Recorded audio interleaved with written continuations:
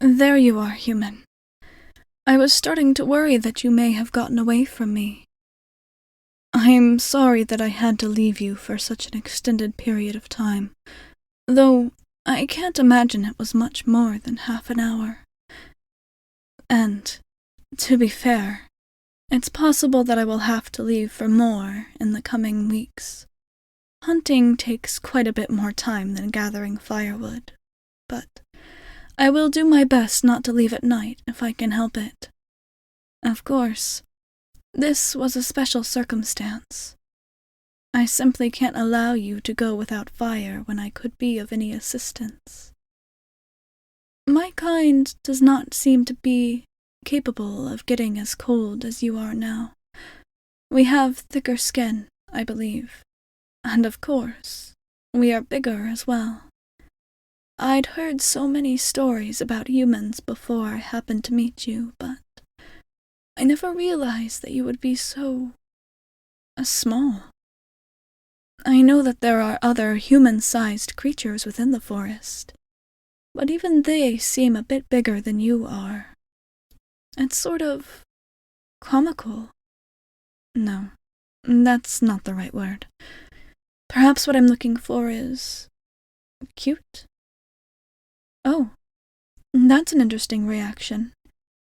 Was that an insult to your kind? I didn't mean to offend you, little human. I have spent time with many different magical creatures, but none of them has been quite as frail as you.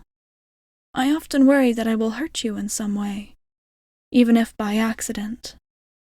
On top of you being so tiny, you humans have a lot of complicated emotions inside of you, don't you? I would hate to find out that I had said anything that could hurt your feelings. All I want to do is protect you. That's my goal for now. At least until things settle down between our two kinds enough that I can return you home. Here we are. I might as well put the firewood that I gathered into good use. It's not quite cold enough that I would usually bother if it were just me staying here, but I want you to be comfortable, or as comfortable as you can be while you're still recovering from your burns. Oh, no need to apologize, human. I would much prefer that you were able to be comfortable physically than be forced to endure the cold. Besides, it's not a big deal for me to go and gather a couple of pieces of wood. That's one good effect of this little dry spell, I suppose. Dry wood. I'm glad that those handful of rains did come when they did, to help put out the fire that you were caught in, though I do wish that they would return.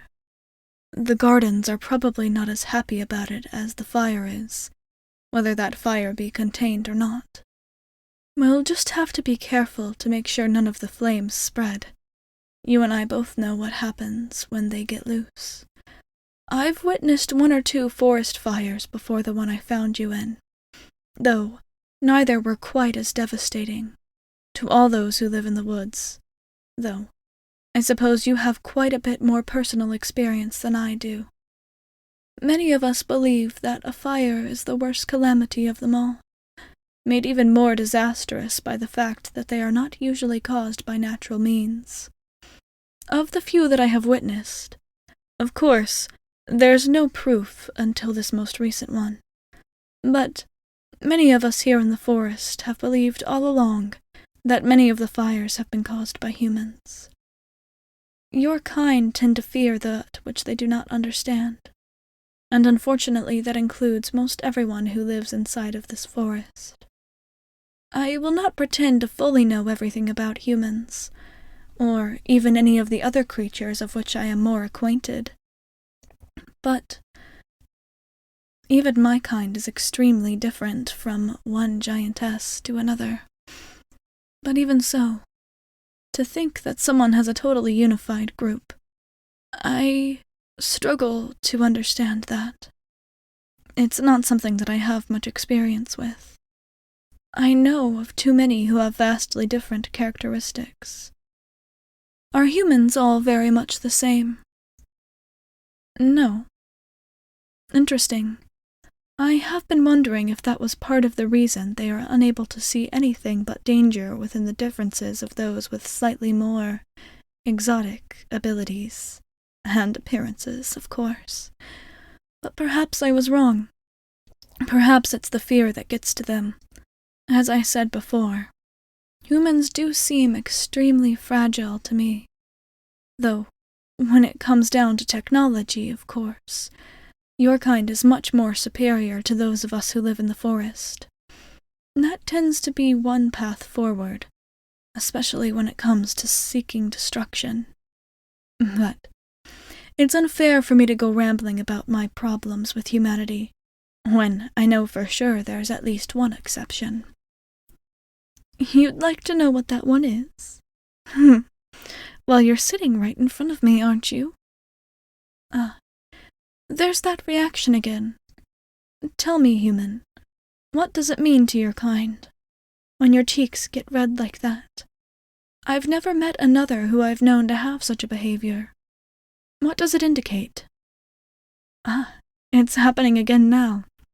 Does it have something to do with anger? I've heard that anger is red. I would describe it as such, at least. I do not mean to offend you in any way by pointing this out. I don't find it unattractive. Quite the opposite, actually. The flush suits you in a kind of cute way. What's that? It's called a blush. It indicates nervousness, exhilaration. Oh, I see. The words for it are hard to find, are they? It's just as well. I think I understand what you mean. Humans aren't the only kind that experience some form of being. Perhaps the word you are looking for is flustered. Or maybe not. I feel that that one has some kind of negative connotation, and I don't think your reactions do. As I said, they're actually quite adorable. That is not a word that I would usually use to describe my own kind, myself included. It's interesting to see it laying out so perfectly within your expression. I will remember you by that, I think, more than anything else. That the humans I have met are adorable. Quite the opposite from the warring brutes that the stories describe. Or perhaps it's just you as an individual. I suppose you did say that humans have quite a few differences among them. I suppose I shouldn't have needed to ask about that, considering the difference between what I've heard and what I've seen in you. I am quite glad to have found you, actually. I'm aware that you weren't exactly brought into my little home by the best of circumstances on your part, but I am glad that we met. Not only because I was able to help you, but also because I feel that meeting you, the fact that you are, in fact, a human, proves that perhaps our two kinds are not as irreconcilable as I once thought. There are some things that I may not be able to understand fully, like your ability to become flustered by just the slightest of words, for example. And, of course, your size is quite noticeable, even now that I've gotten a little bit more used to it, but I think that perhaps the two of us are not quite so different as maybe both of our kinds have led us to believe. It gives me some hope for going forward, despite the fires and other unpleasant things in the outside world at present. Perhaps this conflict between our two kinds will be solved quicker than I first anticipated. But, of course, none of that needs to be your concern now. Now is your time to heal and rest. I know you've had some time since I first found you alone in the forest, and many of your wounds have improved greatly. At least I hope so, partially due to my care. But that doesn't mean that you're fully recovered just yet. It's a long journey back to human civilization, and I know that part of our stalling is because we both believe that it will be difficult to cross the border at this time. But even should it open tomorrow with no disadvantages for either of us, I expect that you would still not be quite ready. And even then, coming from the old forest, you would probably know better how they would treat you under such circumstances, even if the ire between our two kinds were to dissipate overnight. You would still have quite a bit of explaining to do once you were out from the inside of this forest. Though I do wonder.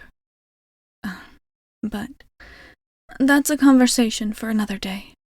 For now you need rest, and a chance to not be bothered by my ramblings. Lay down for a while. I'll tend to the fire. It will get quite warm in here, by my standards anyway, but I hope it will be quite comfortable for you. Sleep now, human. I'll watch over you until you wake.